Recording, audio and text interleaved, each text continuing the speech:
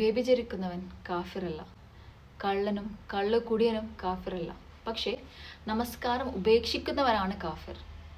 ഫവൈലുല്ലിൽ മുസ്വല്ലീൻ, അതായത് മടിയന്മാരായി നിസ്കരിക്കുന്നവർക്ക്, നിസ്കാരത്തിൽ അശ്രദ്ധ കാണിക്കുന്നവർക്കാണ് നാശം.